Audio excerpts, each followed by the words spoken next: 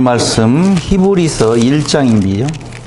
히브리서 1장 1절 말씀. 옛적에 선지자들을 통하여 여러 부분과 여러 모양으로 우리 조상들에게 말씀하신 하나님이 이 모든 날 마지막에는 아들을 통하여 우리에게 말씀하셨으니 이 아들을 만유의 상속자로 세우시고 또 그로 말미암아 모든 세계를 지으셨느니라. 이는 하나님의 영광의 광채시요 그 본체의 형상이시라. 그의 능력의 말씀으로 만물을 붙드시며 죄를 정결하게 하는 일을 하시고 높은 곳에 계신 지극히 크신 이 우편에 앉으셨느니라. 아멘.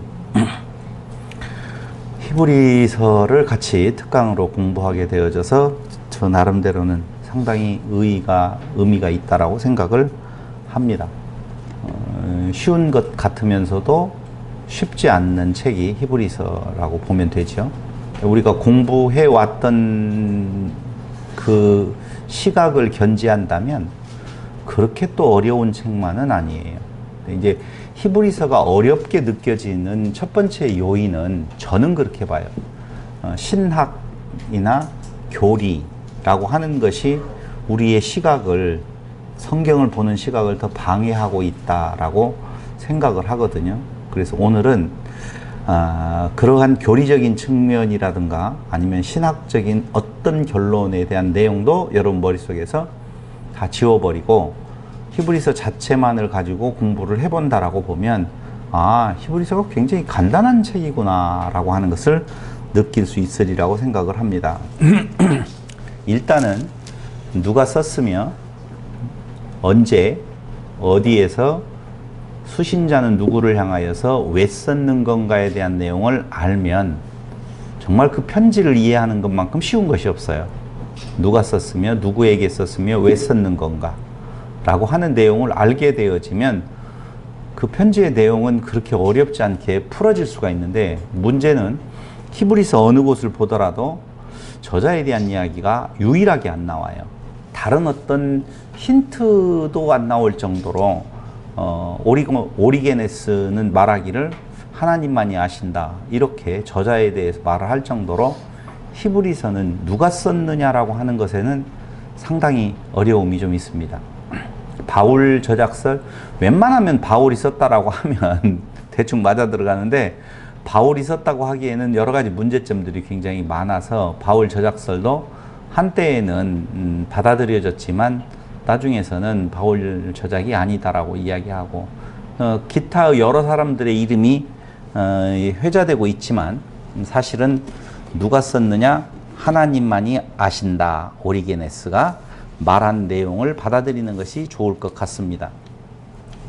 그런데 어떤 특징은 있다는 것이지요. 누가 썼느냐는 것은 모르는데 그 저자가 어떤 특징을 가지고 있다라고 하는 것은 알 수가 있는데, 헬라 사상과 수사학에 상당히 익숙한 자다, 그 내용 전개하는 내용을 보면. 그리고 두 번째로는 70인역 구약 성경을 잘 알고 활용할 수 있는 인물이었다라고 하는 것이고요.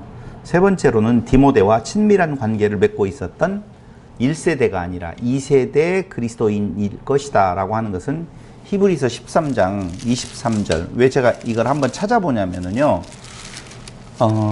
우리가 잘 모를 때 표면적으로 누가 썼느냐, 아니면 누구를 대상으로 썼느냐, 그 수신자들이 놓여 있었던 상황은 어떤 정도여서 목적이 무엇이냐라고 하는 걸 잘 모를 때에는 성경 자증의 원리에 의해서 자체에서 뭐라고 말하는 건가를 찾아보는 것이 제일 좋아요. 그래서 지금 히브리서 13장 23절에 보면 이렇게 나오죠. 우리 형제 디모데가 놓인 것을 너희가 알라. 놓인 것을 너희가 알라. 그럼 디모데는 어떻게 되어 있었다? 갇혀 있었다. 뭐 이렇게 볼 수가 있겠죠. 놓인 것을 알라. 두 번째로는 그가 속히 오면 내가 그와 함께 가서 너희를 보리라 라고 나와 있어요. 그러니까 디모데와 친밀한 관계를 맺고 있었는데, 그런데 그는 디모데가 갇힌 곳에서 놓이게 되어지면 너희에게 속히 그와 함께 가서 너희를 보고 싶다라고 하는 이야기를 하고 있다는 거예요. 1번, 디모데하고 상당히 친밀한 관계에 있었던 존재구나 라고 하는 것을 우리가 알 수 있어요. 그 다음에 두 번째로는 2세대 그리스도인이라고 하는 내용은 어디에서 알 수 있느냐. 성경 히브리서 자체적으로 보면 내가 직접 그리스도에게서 받은 것이 아니라 그리스도에게서 1세대 받았던 자를 통하여서 이 진리를 알게 되었다라고 하는 표현이 나옵니다. 그러면은 바울 저작설, 바울은 이제 애매한 부분이죠. 1세대냐 2세대냐를 놓고 보았었을 때 애매하지만 바울의 저작설이 아니다라고 하는 것은 히브리서 전체적인 내용을 보면 바울은 저작한 것은 아님이 분명해요. 어찌되었던 이 저자는 디모데와 친분이 있고 그 다음에 1세대가 아니라 2세대 그리스도인이었다라고 하는 것으로 알 수가 있고, 네 번째로는 구약 율법, 그러니까 제사제도나 대제사장 제도에 대한 내용을 자세히 이렇게 서술하는 걸 보면 구약 율법의 정통한 아마 신학자 정도는 되었을 것이 아닌 건가라고 하는 생각을 합니다. 자, 이런 것으로 미루어 보았었을 때 저자는 누구라고 생각한다고요? 하나님만이 아신다. 이렇게 일단은 저자에 대한 결론을 내리고 그 다음 이 저자가 누구에게 이 편지를 썼느냐라고 하는 것입니다. 혹시 읽어보신 분들은 누구에게 쓴 것 같아요? 히브리인들. 그렇게 말할 수가 있죠. 왜냐하면 유대인 그리스도인이다라고까지는 좀 이야기를 해줘야 될 것 같아요. 히브리인 유대인들이 아니라 유대인들 중에서 기독교로 개종한 유대인들이다, 이렇게 말할 수가 있다는 것입니다. 왜냐하면 그 첫 번째 증거로서 모든 사본들은 2세기까지 모든 사본들은 프로스 헤브라이우스라고 하는 제목을 달아서 히브리서를 소개하고 있습니다. 프로스 헤브라이우스, 히브리인들에게 라고 하는 제목이 붙어 있다는 거예요. 그러니까 원 성경 말고, 원 편지 말고 그걸 뺏겨가지고 같이 돌렸던 사본들, 2세기까지의 모든 사본들에는 다 프로스 헤브라이우스라고 하는 제목이 붙어 있으므로 말미암아 히브리인들에게 라고 제목이 붙어 있는 것으로 보아 히브리인 전체를 말하느냐? 아니고 개종한 그리스도인, 유대인들 중에 개종한 그리스도인들이다. 유대교에서 개종했다는 말이에요. 유대교에서 뭘로? 우리가 말하는 기독교로 개종한 유대인들에게 이 편지를 쓴다 라고 하는 제목이 붙어 있는 것으로 보아 이는 수신자들이 유대인 그리스도인이었을 것이다 라고 하는 것이 첫 번째. 그것을 뭘로 알 수가 있느냐? 또다시 성경의 자증, 성경이 증거하는 내용으로 알 수가 있는데, 첫째는 사본들의 프로스 헤브라이우스라고 하는 제목이 붙었다라고 말씀을 드렸고, 두 번째로는 논점 전개에 있어서 구약 성경 인용이 굉장히 많다는 거예요. 자, 우리는요 지금 구약 성경 잘 알잖아요. 잘 몰라요? 구약 성경 잘 알아요. 자, 신약의 여러 성경에 나와 있는 이야기들에 대한 내용, 구약의 제사법에 대한 내용, 구약의 성막에 대한 내용, 이런 내용들을 우리는 다 잘 알아요. 왜냐하면 지금 예수님 승천하신 뒤 2000년이 지난 뒤에 우리가 구약이나 신약을 볼 때에는 뒤에 다 이루어진 뒤에 지금 보고 있단 말이에요. 그렇기 때문에 우리는 다 알 수가 있어요. 잘 생각을 해보세요. 만약에 이 성경이 기록될 당시에 헬라인 그리스도인이라고 보면, 이방인 중에서 기독교인들이라고 보면 제사제도에 대해서, 성막에 대해서, 구약에 대한 내용을 잘 알 수 있을까요? 없을까요? 잘 알 수 없다는 것이 맞아요. 그러니까 우리는 지금에 있어서는 구약과 신약을 동시에 보니까 성막제도라든가 제사장제도라든가 제사제도라든가 이런 것들을 잘 알 수 있지만, 당시에 막 유대인들이 아닌 헬라인 중에서, 이방인 중에서 기독교로 개종이 아니죠. 예수를 믿게 되어진 자들이라고 보면 구약의 지식이 그렇게 많지 않을 거다라고 하는 내용이지요. 근데 히브리서의 논점을 전개할 때에 구약 성경 인용이 많고 구약 성경의 이야기들을 수신자들이 이미 잘 인지하고 있는 것으로 말하고 있다는 거예요. 지금 편지를 쓰는 사람이 지금 이 편지를 받을 사람들이 구약 제도에 대한 내용을 잘 인지하고 있을 것이다 라고 하는 것을 전제로 쓰고 있다니까요. 히브리서 12장 16절로 17절을 보세요. 12장 16절로 17절. 음행하는 자와 혹 한 그릇 음식을 위하여 장자의 명분을 판 에서와 같이 망령된 자가 없도록 살피라. 너희가 아는 바와 같이 그가 그 후에 축복을 이어받으려고 눈물을 흘리며 구하되 버린 바가 되어 회개할 기회를 얻지 못하였느니라. 이건 지금 누구 이야기예요? 야곱과 에서의 이야기잖아요. 근데 이 지금 내용을 이야기를 하는데 이 내용을 잘 모르는 수신자라고 보면 이 말을 할 수가 없잖아요. 그러니까 에서와 야곱의 이야기를 너무나 잘 알고 있는 수신자들이라고 하는 거예요. 야, 이랬었잖아 라고 말하는 거예요. 그런 걸로 보아서는 수신자들이 그 구약의 이야기들을 잘 알고 있는 존재들이다라고 하는 것을 보여주고 있는 증거가 되어진다 라는 입장에서, 지금 우리의 입장에서는 너무 잘 아는 내용이지만 당시의 이방인 성도들에게는 잘 알 수 있는 내용은 아니었을 것이기 때문에 이방인 성도들이 아니라 누구 성도? 유대인 성도 플러스 헤브라이우스, 이 제목이 정당하다라고 하는 것을 말씀을 드리는 거예요.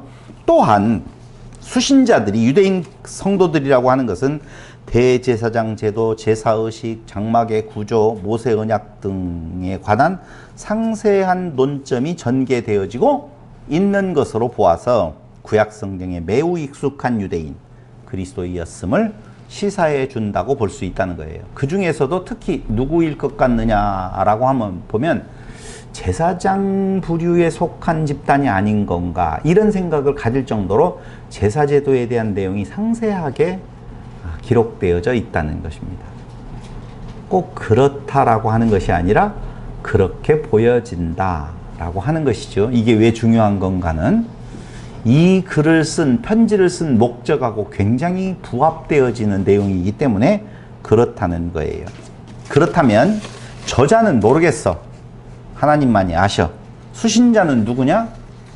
유대인 성도들인 것 같아요. 두 번째 증거는요, 유대인 성도 중에서 어디 사는 성도들이냐라고 하는 거예요. 그건 히브리서가 지금 말해주고 있는 그 당시의 정황에 대한 내용들을 잘 살펴보면 어디라고 볼 수가 있는 건가? 로마에 모여 살고 있는 유대인 성도들이었을 것이다 라고 추정할 수 있다는 거예요. 증거는 조금 이따 말씀을 드리도록 하겠습니다. 그럼 언제 기록했느냐라고 하는 것이죠. 언제 기록했을 것 같아요? 몰라요. 안 나와요. 여기에 언제 기록했다라고 하는, 누가 기록한지를 모르니까 언제 기록했다는 내용도 안 나와요. 그런데 자증 증거에 의하면 성경 자체에 말하고 있는 내용들을 분석해 보면 세 가지의 박해 부분을 우리가 알 수 있습니다.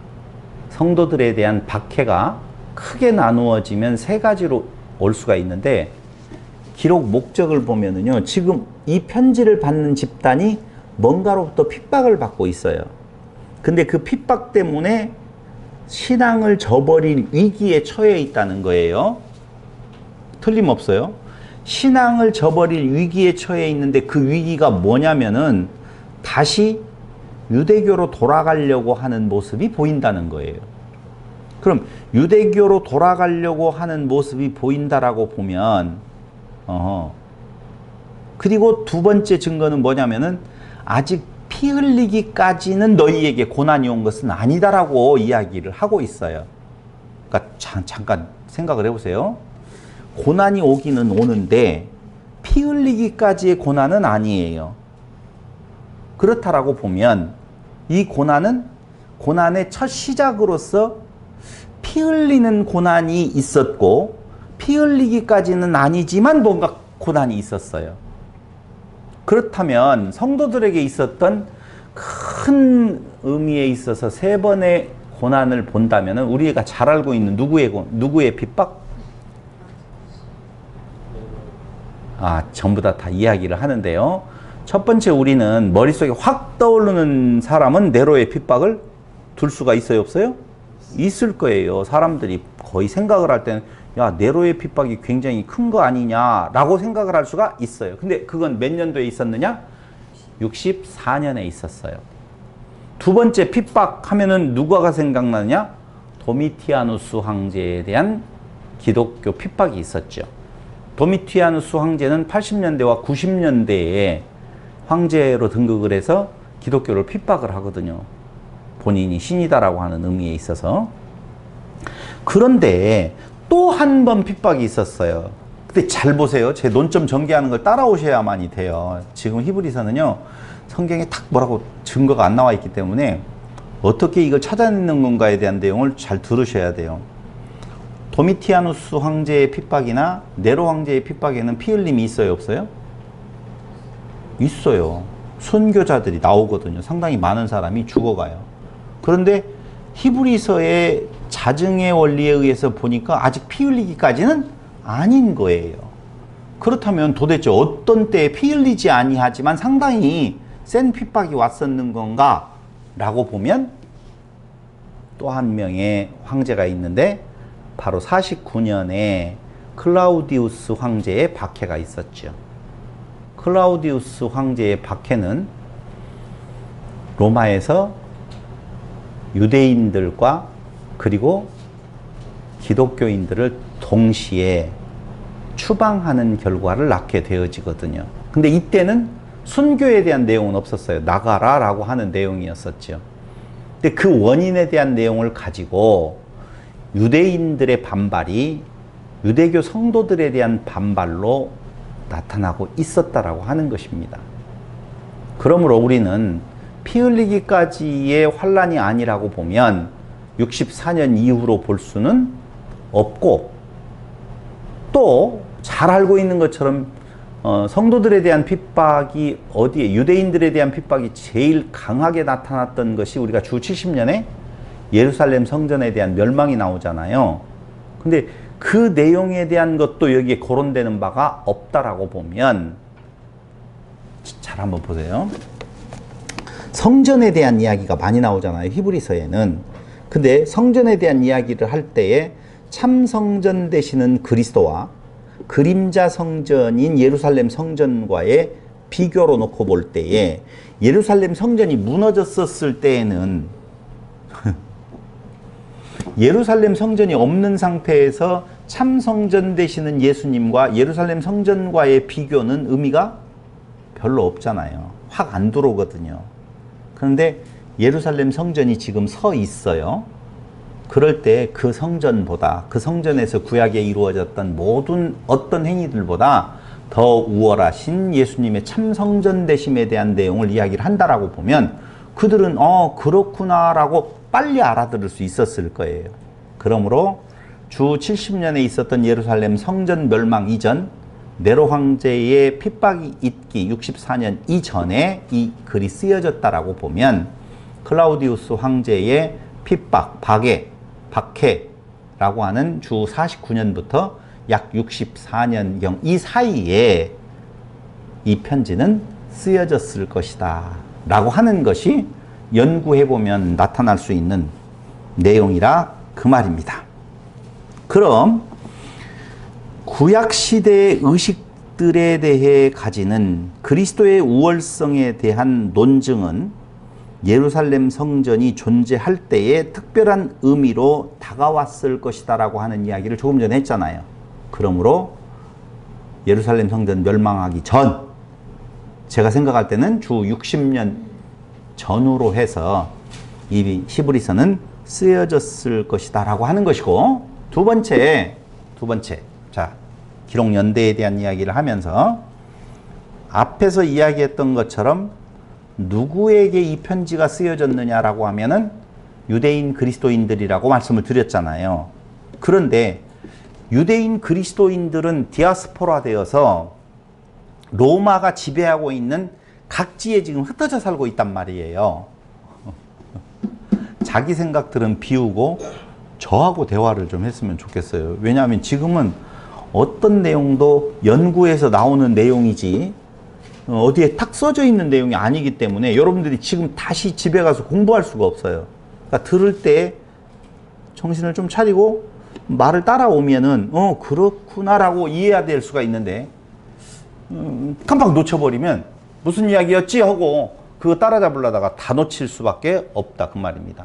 편지를 쓰는데 유대인 크리스찬들에게 썼다라고 하는 것은 앞에서 지금 이야기한 거예요.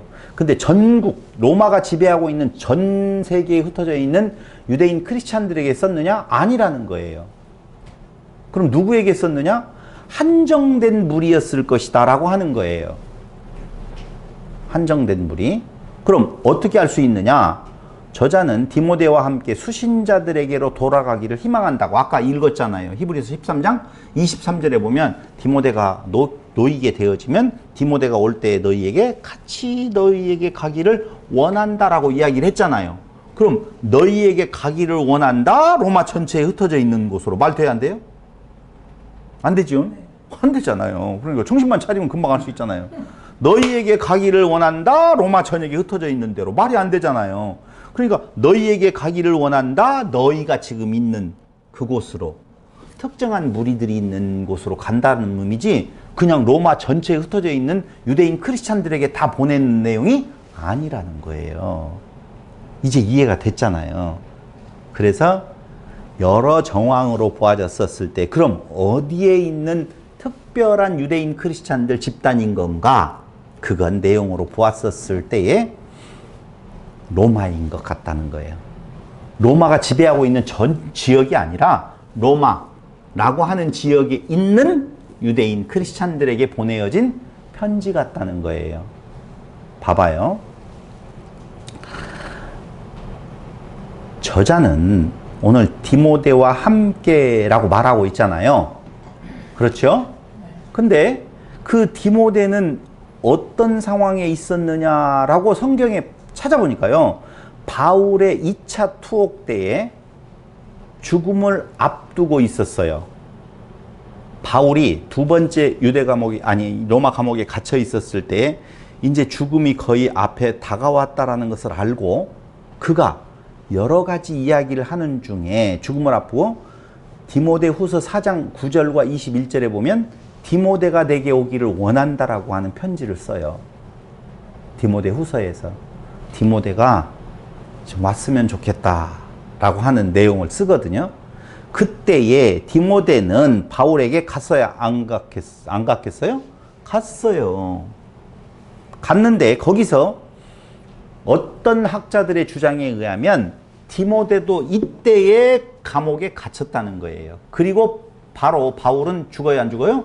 죽게 되어지고 바울이 죽은 뒤에 디모데는 놓이게 되어서 누구를 향하여서 지금 가고 있는 거예요?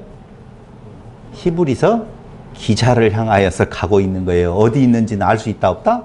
없지만 어디 있는 줄은 알 수 없는 그 기자를 향하여서 디모데가 놓이게 되어졌어요. 어디에서 놓여요? 로마 감옥에서. 언제 갇혔어요? 아마도 나오지는 않지만 성경에 그때에 바울이 2차 투옥되어 있었을 때 디모데가 속히 오기를 원한다라고 한 디모데후서의 내용으로 봐서 디모데는 그 로마로 갔고 그때에 그도 그 로마에 갇히게 되어졌고 바울이 죽고 난 뒤에 디모데가 놓이게 되어져서 그 기자가 지금 저자가 어디에 있는지는 모르지만 그쪽으로 가서 만나게 되어졌을 것이다 라고 하는 것을 누가 주장하고 있어요?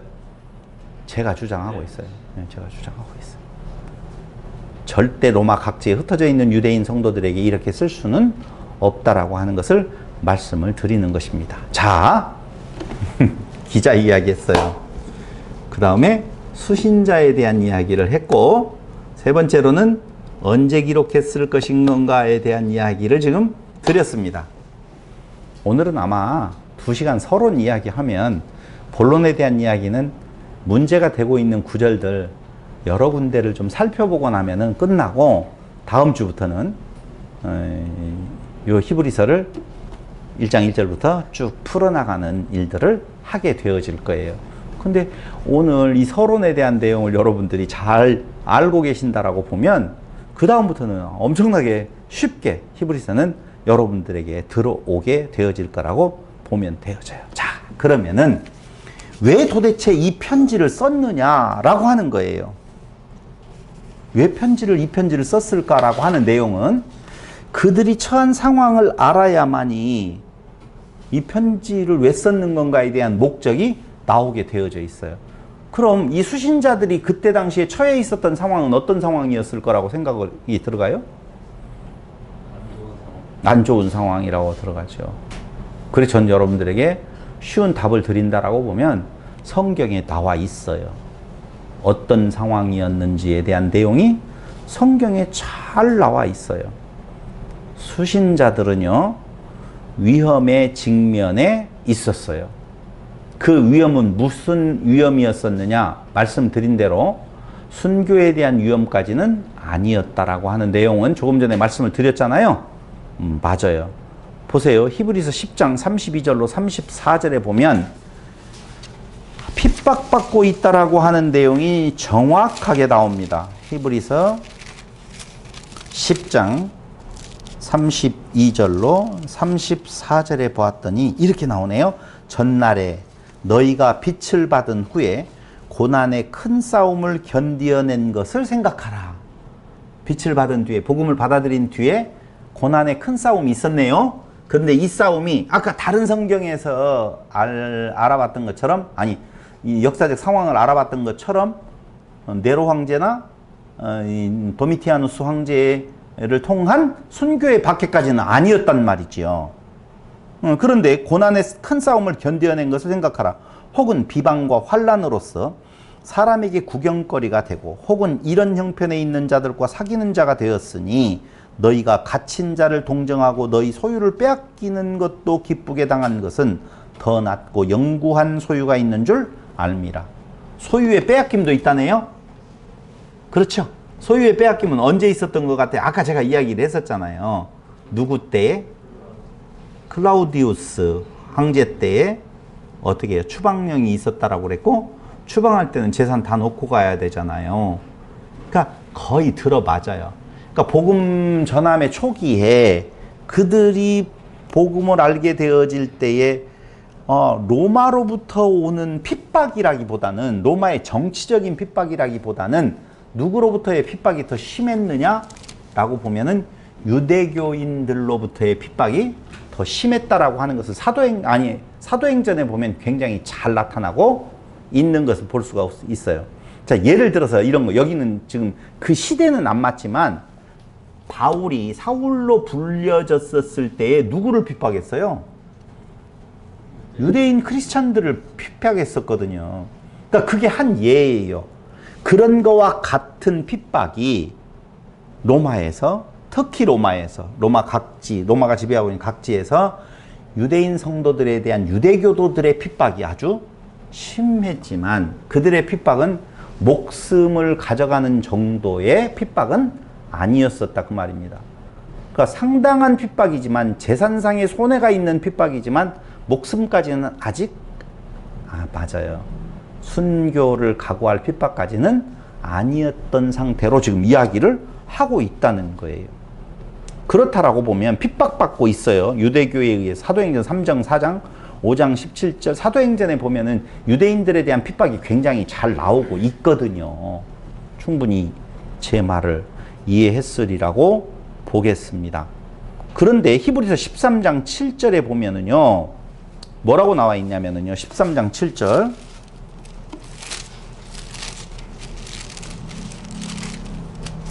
하나님의 말씀을 너희에게 일러주고 너희를 인도하던 자들을 생각하며 그들의 행실의 결말을 주의하여 보고 그들의 믿음을 본받으라.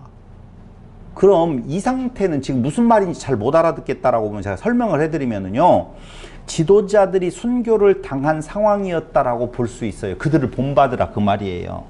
그러니까 봐봐요. 너희 받고 있어. 근데 차고야 그들의 믿음이 흔들려. 그래서 다시 핍박받지 않는 상태로 돌아가려고 해. 그들을 향하여서 이 메시지를 전달을 할 때 뭐라고 이야기를 하느냐? 그들을 본받으라고 그래요. 그러면 끝까지 돌아가지 아니하는 결과는 뭐예요? 그 지도자들과 같은 상황에 이르게 되어진다. 그러면 어느 상황? 그것보다 재산이 없어지고 몸에 위해가 있는 상황보다도 더 큰 핍박이라고 보면 순교의 상태까지 이르게 되어진다는 거예요. 그러니까 지도자들은 거기까지 이르렀다라고 보면 너희도 그 각오로 지금 너희 믿음을 지키고 떠나지 말아라 라고 하는 내용을 우리가 보고 있잖아요. 그렇죠?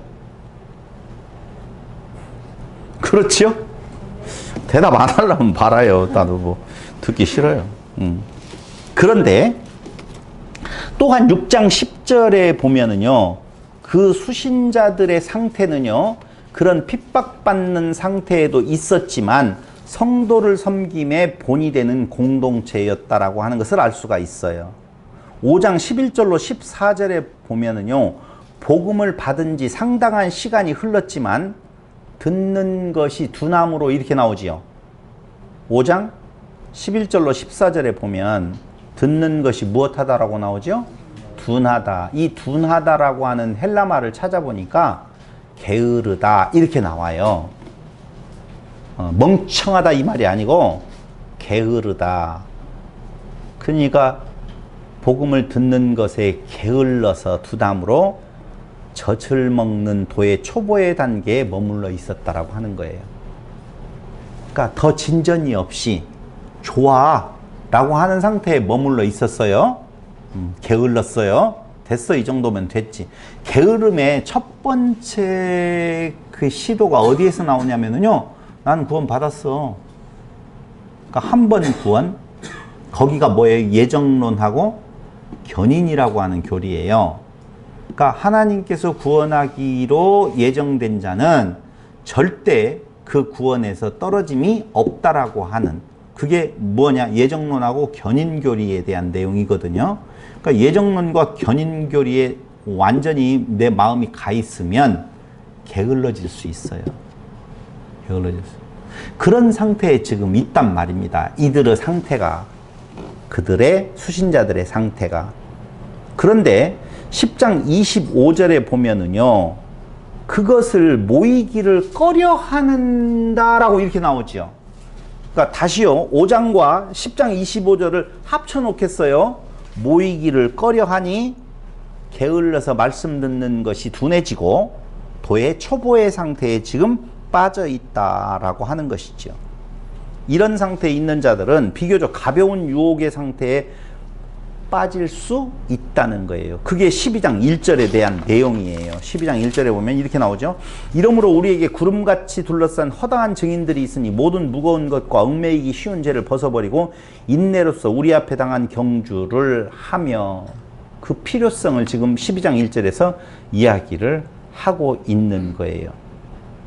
그런데 이러한 모이기를 꺼려함으로 게을러져서 도의 초보에 머물러 있는 상태에 있는 수신자들에게 6장 4절로 8절을 보실래요? 6장 4절로 8절.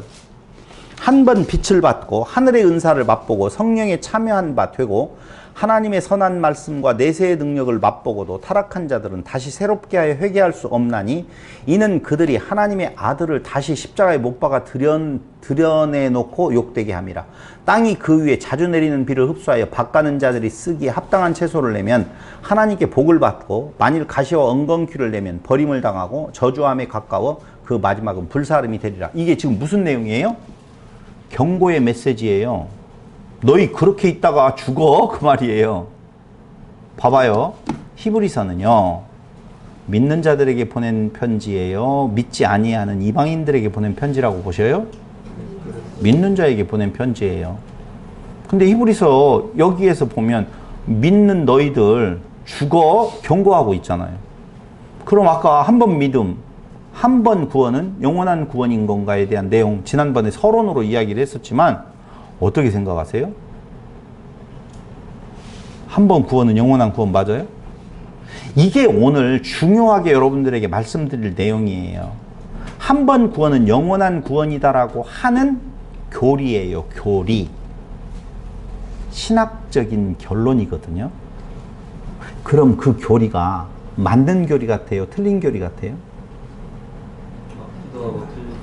네? 맞기도 하고. 개념 자체가 문제. 그 어디에 문제가 있을까요? 좋아요. 이렇게 이야기하는 것도 우리의 강론의 특징인 것 같아요. 자, 어떤 개념? 구원이라는 것은 하나님께서 구원을 시키는 거지 우리가 구원을 받았다. 네. 이런 생각이 잘못된 거죠. 정말 좋은 결론이었어요. 답이었어요. 주권이, 구원에 대한 주권이 하나님께 있어요. 사람에게 있지 않거든요. 근데 사람이 중심이 된 것이 교리예요. 교리는요, 하나님 편에서 세운 것이 아니라니까요. 예정인 맞아도 예정론은 틀렸어요. 다시 말씀드리면 하나님의 절대 주권으로 예정 당연한 거예요. 그런데 그걸 사람이 가지고 와요. 그 개념을, 용어를 가지고 와요. 하나님의 예정을 가지고 와서 예정론을 만들어요. 그럼 예정론은 왜 만들었느냐? 안위를 갖기 위해서, 안위를 주기 위해서 가져요. 하나님은 한번 예정하시면 끝까지 그 예정된 것을 지켜. 그 말을 하는 사람은 자기는 예정 안에 있다는 거예요? 아니면 하나님께 버림 상태에 있다는 거예요? 예정 안에, 구원의 예정 안에 있다는 거예요. 그러니까 나는 나를 포기하는 것이 아니라, 나를 부인하는 것이 아니라 나는 구원 받았으라고 하는 자기 자랑 안에 있다니까요. 예정론은 다 틀렸어요. 정확하게 말을 하면. 예정론은 방금 집사님 이야기한 것처럼 사람이 만들어낸 거예요. 근데 우리는 하나님의 예정은 인정해요. 그럼 하나님이 예정하신다라고 할 때 하나님의 주권을 이야기한다라고 하면 그 주권이 그에게 있으니 나는 예정 받았어가 맞아요? 아니면 옷깃을 여미는 겸손함이 맞아요? 겸손함이 맞지요. 그러니 나는 한번 구원 받았으니까 그러면 구원 받았다는 걸 누가, 지난번에 정 집사님 이야기했잖아요. 누가 그걸 확정을 해줄 것이냐. 당신은 구원 받았습니다. 당신은 구원이 안 됐네요. 당신은 구원 받았습니다. 당신은 구원이 안 됐네요. 하니까 서운할 것 같으니까 구원 안 됐. 이렇게 누가 할 거냐 이거예요. 심판자가 누구냐 이거예요. 이병헌이가. 유병헌이. 또 여러분 아무도 그 심판자가 될 수 없어요. 그러므로 우리들은 구원을 받았느냐 받지 않았느냐에 대한 관심을 가질 이유가 하나도 없어요. 관심이 없는데 어떻게 한 번 구원은 영원한 구원이라고 말할 수가 있느냐 이거예요. 정확하게 이야기하는데도 불구하고 어떤 사람들은 나보고 잘못 교리를 가지고 있대요. 전 교리 같은 거 안 갖고 싶어요. 그게 누구를 위한 거예요? 사람을 위한 거라고 보면 있을 수가 없어요. 그럼 오늘 히브리서 기자는 진실된 진리를 쓴 거예요? 가짜인 거짓을 쓴 거예요? 진리를 쓴 거라고 보면 여기 나오고 있는 내용, 6장에 나오고 있는 내용은 진짜 너희가 떨어질까 무섭다, 저주함에 가까워 그 마지막은 불사름이 될 수 있어 라고 말하는 걸 그대로 받아들이면 되는 것이지, 아니요, 한 번 구원은 영원한 구원이기 때문에 나는 불사름을 당하는 자가 아니고 나 아닌 누구는 너는 혹시 너는 어디로 가야 될 거냐, 손가락 어디로 갈지 모르겠네. 너를 위한 말씀이 아니에요. 나를 위한 말씀이지. 그럼 어떤 상태에 있으면 아까 말씀드린 대로 모이기를 힘쓰지 아니하고, 그 말씀이 나오는 거예요. 히브리서에 모이기를 패하고, 됐어 이만하면 게을러졌어요. 그래서 도의 초보의 젖먹이의 상태가 되어져 있어요. 그들을 보고 뭐라고 하는 거예요? 경고하는 거예요. 조심하라. 그런데 그때에 그 상태, 젖먹이 상태에 있었을 때 조그마한 외부의 핍박, 환란이 오게 되어지면 그 환란의 원인이 무엇인가를 보고 환란을 당하지 않는 길이 무엇이냐. 어디로 가면 환란을 안 당하겠어요? 유대교로. 유대교에 핍박이 있으니까 유대교로 가면 환란이 없을 거 아니에요. 그래서 유대교로 돌아가려고 하는 자들을 바로 젖먹이 상태에 있는 그들을 향하여서 무엇하고 있다고요? 경고하고 있는 거예요. 그런데도 이렇게 경고해 놓고는요, 너무 불쌍했는지, 아니야, 너희들은 분명히 그 경고받을 자들이 아니라 이쪽 안전한 곳에 있는 자들인 줄 내가 알아. 이렇게 또 위로도 해요. 안위도 하고. 근데 경고받을 자들이 있어요, 없어요? 있어요. 누가 경고받아야 돼요? 모두 다. 그래야지 이 편지를 읽지.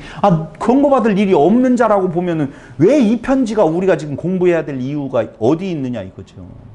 그럴 거 하나도 없잖아요. 그래서 경고 6장 4절로 8절에 대한 내용을 읽었다라고 보면 10장 26절로 31절. 우리가 진리를 아는 지식을 받은 후 짐짓 죄를 범한즉 다시 속죄하는 제사가 없고 오직 무서운 마음으로 심판을 기다리는 것과 대적하는 자를 태울 맹렬한 불만 있으리라. 모세의 법을 폐한 자도 심판을 받았는데 하물며 누구? 은혜의 성령을 욕되게 하는 자가 당연히 받을 형벌은 얼마나 더 무겁겠느냐. 너희는 생각하라. 원수 갚는 것이 내게 있으니 내가 갚으리라 하시고 또 다시 주께서 그의 백성을 심판하리라 말씀하신 것을 우리가 안 하니 살아계신 하나님의 손에 빠져들어가는 것이 무서울진저라고 말하잖아요. 누구에게 해당되는 거예요? 모두 다에게 다. 근데 여기에서 우리가 한 가지 생각해야 될 것이 있어요. 봐봐요. 저하고 같이 대화 한번 합시다. 여기에 보니까 이렇게 나오네. 우리가 진리라는 지식을 받은 후 짐짓 죄를 범한 즉 다시 속죄하는 제사가 없다고 나와요. 자, 그랬어요. 우리는 한 번도 요 상태 짐짓 죄를 범한 즉 다시 속죄하는 제사가 없다라고 하는 곳에 빠져들어간 적이 한 번도 없다. 있을 것 같다. 네? 있다. 집사님 저를 보면서 있다라고 해주세요. 자, 있다? 그럼 뭐예요? 봐봐요. 빛을 받고 난 뒤에 짐짓 범하면 다시 속죄하는 제사가 없다라고 보면 차라리 늦게 믿는 것이 낫잖아. 우리가 이론적으로 말하면. 아, 그래서 이렇게 일찍 믿어갖고 골치 아프게. 이 말씀이 그런 내용 같이 들리잖아요, 지금. 아, 이거 좀 중요한 이야기인데. 어려운 이야기예요. 만에 하나 이걸 풀지를 못하면은요, 쓸데없이 일찍 믿어가지고 죽기 전 바로 몇 분 전에 나 예수 믿어요 하고 누구 말한 대로 그 말만 하면은, 고백만 하면은 그는 미쁘시고 의로우사 우리 죄를 다 용서해 주시니까 그때 그러지. 아니, 한번 진리를 아는 지식을 받은 후 짐짓 죄를 범한 즉 다시 속죄하는 제사가 없고 오직 무서운 마음으로 심판을 기다린 것과 대적하는 자를 태워 맹렬한 불만이 있으리라. 이곳에 한 번도 나는 놓인 적이 없이 빛을 받은 후에는 이제까지 참 잘 신앙생활을 해왔다라고 자신 있을 사람이 어디가 있겠냐고요. 그러니까 이런 구절들이 어려운 거예요. 어려워요? 안 어려워요? 어려워요? 아, 쉬워요. 근데 그렇게 어려운 이야기 하는 거 아니에요. 왜 쉽냐? 봐봐요. 잘 들어보세요. 히브리서 전체에 대한 내용은 그리스도에게서 떠나서 어디로 가는 거예요?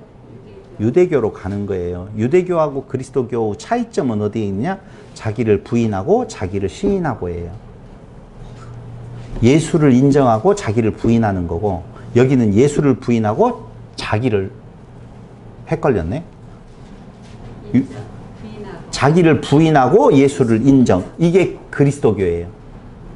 그렇죠? 예수 그리스도교. 여기는 자기를 인정하고 예수를 부인하는 거. 이게 유대교예요.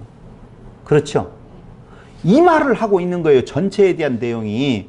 그러니까 여기 처음 우리가 진리라는 지식을 받은 후 짐짓 죄를 범한 적이라고 하는 말은 그리스도를 떠나면이라는 말이에요. 무슨 다른 죄가 있는 것이 아니에요. 여기 지금 너희들이 떠나려고 한다라고 보면 그리스도를 떠나서 다른 방법으로 너희에게 구원함을 이룰 수 있는 방법은 있다 없다? 없다. 다른 길을 내주는 법은 없다. 우리는 짐짓 죄를 범한 적 하니까 또 뭐가 생각나요? 무슨 우리가 스스로가 뭔가 못된 짓거리를 하는 것으로 생각을 하고 있는데, 여기서 말하는 것은 유일하게 딱 하나예요. 그리스도를 떠난 것을 말하는 거예요. 그리스도를 떠나서 유대교 아니라 천하 없는 것으로도 다른 구원함의 길을 하나님께서 내주신 적이 없다. 다른 제사 없다. 그 말이에요. 그게 타락이네. 그 말이 성경이 말하는 의미로서는 타락했다라고 이야기할 때는 그리스도를 부인하고 떠났다는 의미지. 그럼 그리스도를 떠났으면 다른 제사로 구원함을 받을 길이 있어요, 없어요?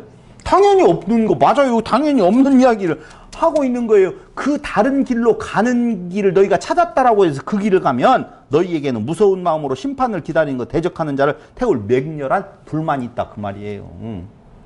그럼 봐봐요. 내가 낙심했어요. 그리스도 안에 있다가, 있는 것 같이 있다가, 나 예수 못 먹겠어. 그런데 어느 날 갑자기 공부를 하고 깨닫다 보니까 정말 그리스도밖에 없구나. 그리고 그리스도를 또 시인하는 표현을 했어요. 그러면 한 번 짐짓 죄를 범한 거예요? 안 범한 거예요? 그것이 아니라고요. 그 죄를 범한 것이 아니라고요. 오직 그리스도만이 살 길이다라고 하는 이야기를 하고 있는데 그리스도 외에 다른 길을 찾아간다면 다른 길로서는 맹렬한 타는 불만 있다라고 하는 말이에요. 하루에 12번씩 그리스도 안 그리스도, 그리스도 안 그리스도, 그리스도 안 그리스도 왔다 갔다 하더라도 괜찮아요. 그걸 말하는 거 아니라고.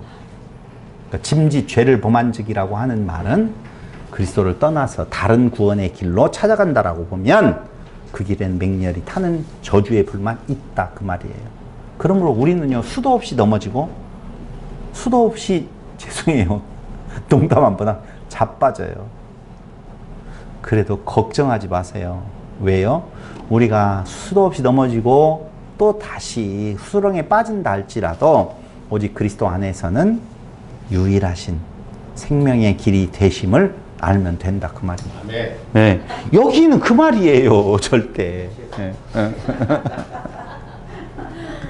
그런데 또 나와요. 뭐라고 나오냐 한번 보세요. 12장 25절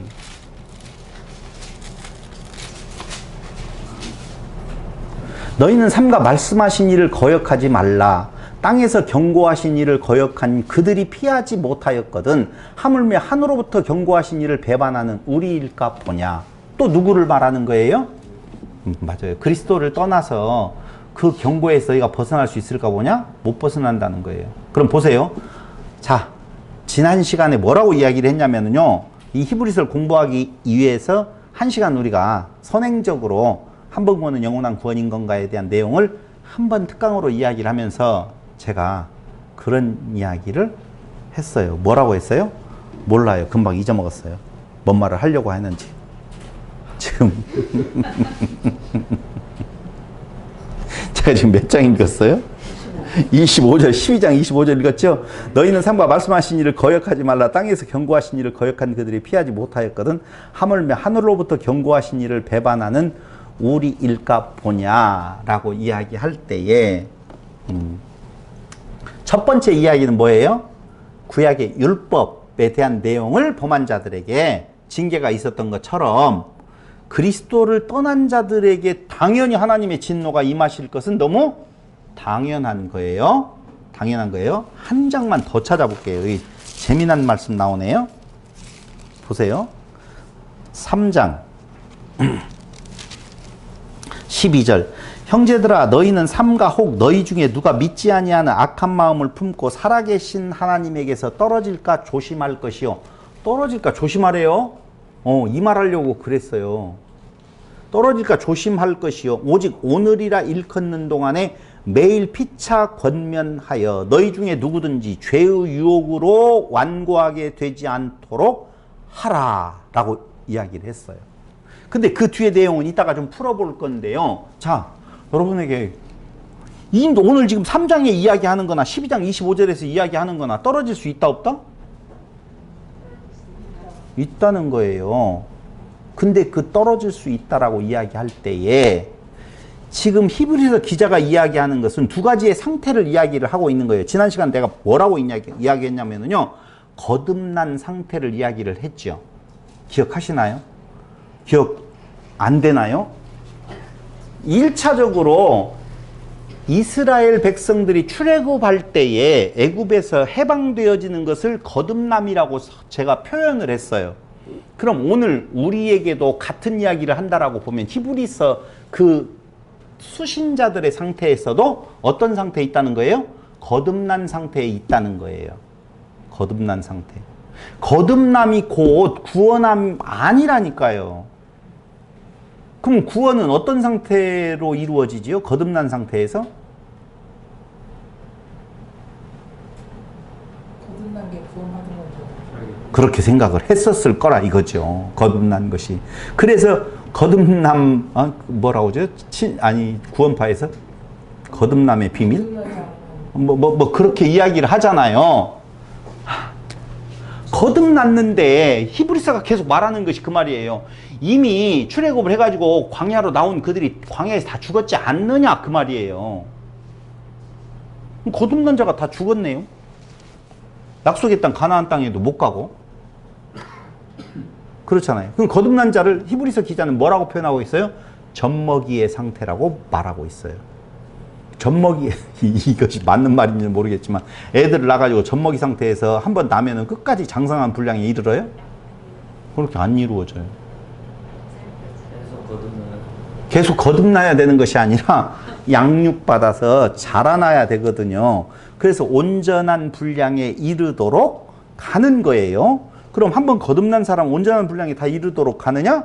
안 가요. 오리를 키워보면요, 오만수 중에서 다 거듭나서 장성한 분량에 이르지 아니하고 중간에 다 낙오자들이 있다 그 말이에요. 낙오자들이. 그러니까 우리는 젖먹이의 상태에 거듭난 상태에 있지 말고 더욱더 어떻게 해야 돼요? 장성한 분량에 자라나도록 힘쓰고 애써야 되죠. 그 말이 아니라 그리스도 안에 있으면, 자기를 부인하는 상태에 있으면 다 거듭난 상태에서 자라나게 하신다 그 말이에요 지금. 그런데 그들이 그 거듭난 상태에서 자라나게 되는 것을 자기의 공로로 생각을 해서 그 그리스도에게 떠나서 뭔가를 해야 된다라고 하면 그들은 어떻게? 멸망, 죽음에 이르는 것이다 라고 하는 것을 말해주고 있다니까요. 그럼 보세요. 우리의 관심은 어디에 있어야 돼요? 거듭남, 자라남, 어디에 있어야 돼요? 자라남에 있어야 될까요? 거듭남에 있어야 될까요? 둘 다 땡이라고 할 거예요. 둘 중에 하나 말하면. 그렇죠. 맞아요.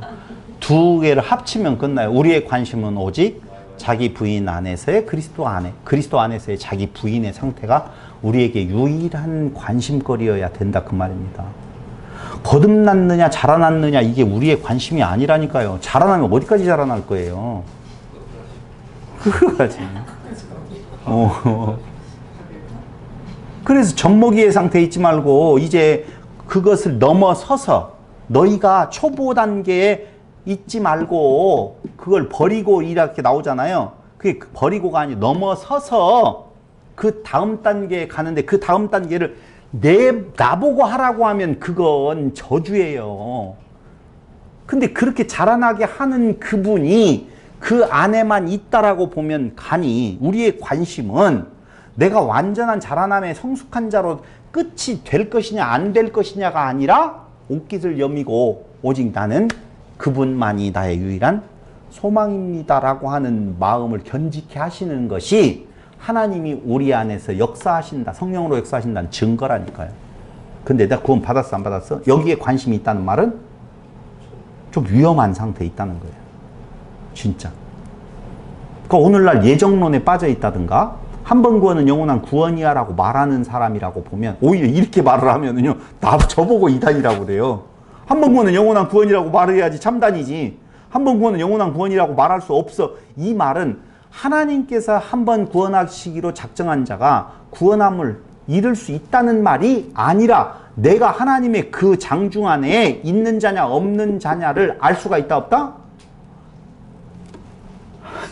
할 수 관심 없다예요. 정확하게 말을 하면. 그건 내 영역이 아니다라고 하는 말이라 그 말입니다. 관심이 그곳에 있다면, 그리스도에게 관심이 있는 것이 아니라 그곳에 있다라고 보면 위험한 자이지요. 말이 제대로 지금 흘러가고 있는지, 흘러갔으리라고 생각을 해요. 이게 바로 모이기를 힘쓴, 꺼리는 상태, 게으른 상태, 도의 초보에 있는 상태에 있는 자들을 향한 히브리서 기자의 뭐라고요? 경고의 메시지라 그 말입니다. 그러므로 지금까지 3번의 경고의 메시지를 우리가 살펴봤다라고 보면, 그 경고의 메시지를 보고 또 다시 교리를 가지고 와요. 이건 그런 의미가 아니야. 누군가가 저에게 그렇게 말을 했어요. 그런 의미가 아니라 이건 우리들을 향한 메시지가 아니라 다른 구약의 성도들을 향한 메시지고 뭐 어떻게 이야기를 하는데, 천만의 만만의 말씀에 여기 어디 히브리서의 수신자들에게 하는 메시지가 정확하잖아요. 지금 우리에게 하는 메시지가 똑같다니까요. 피해갈 수 없어요. 그런데 보세요.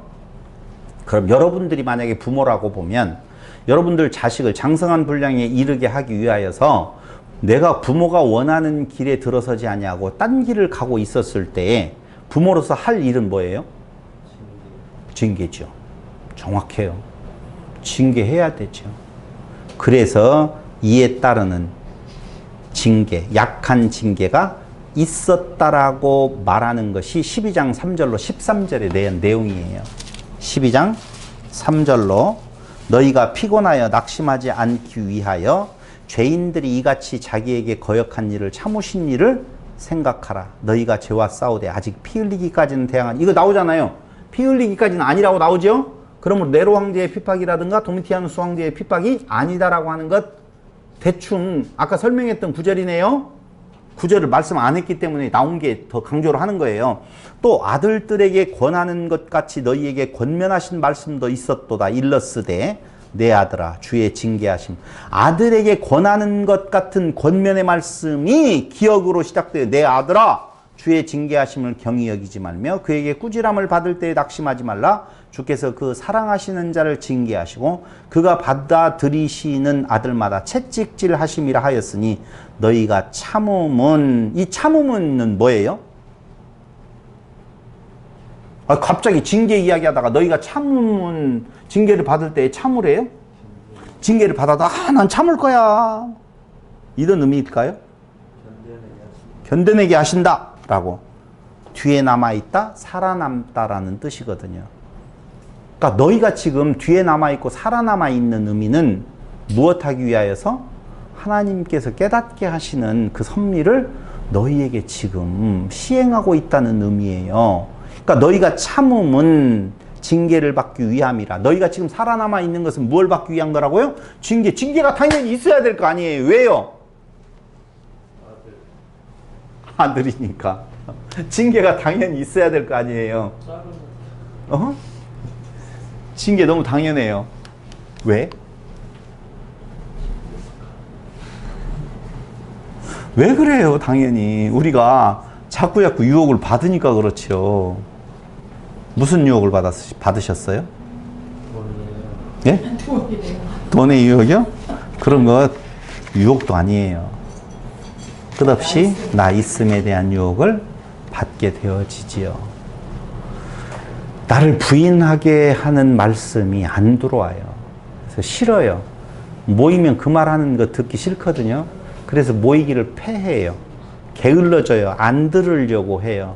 그래서 젖먹이의 상태에서 좋아 그냥 구원받았어 라고 하는 상태에 머물러 있게 되어질 때에 자기 부인의 상태가 안 되어지고 사단을 섬기라고 우리를 유혹하는 것이 아니라 사단은 우리 귀에다 대고 너는 너를 섬겨야지. 네가 세상에서 제일 소중하잖아. 너 없으면 세상도 없는 거야. 라고 자기를 섬기라고 귀 속에다 대고 유혹한단 말이에요. 나를 섬기게 되어지면 당연히 에덴 동산 안에서 자기를 섬겨서 자기가 신이 되라고 하는 그 사단의 유혹은 곧 누구를 부인하게 되어지는 건가? 생명나무로 보는 것을 부인하게 되어져 있어요. 그리스도를 부인하게 되어져 있어요. 그들에게 그 사랑하시는 자를 징계하지 아니하시면 사생자지요. 그러므로 우리에게 있어서 그 징계는 자주자주 올 수 있다는 거예요. 징계가 없었으면 바울이 오호라는 공고한 사람이라고 어떻게 알았겠어요? 그러니까 바울은 어떤 형태의 징계인지는 잘 몰라도 바울 마음속에 자기가 자꾸자꾸 솟아오를 때에 오는 괴로움이 분명히 있었을 거예요.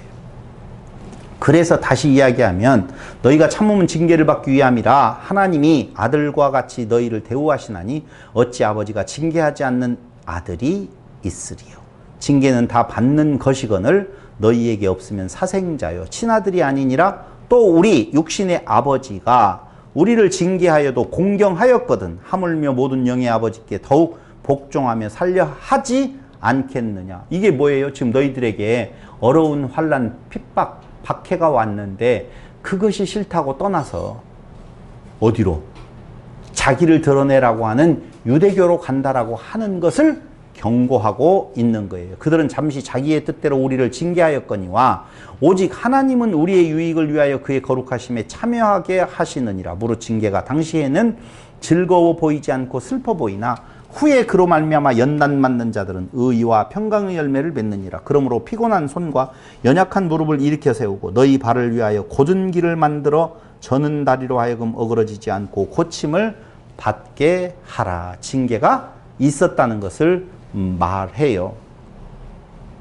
그렇다라고 보면 수신자들의 상태가 이렇다라고 마지막 정리해서 수신자들의 상태는 유대교로의 회기의 유혹, 회기의 유혹에 빠져 들어가던 자들이었었다라고 하는 것입니다. 이제 이해가 됐죠?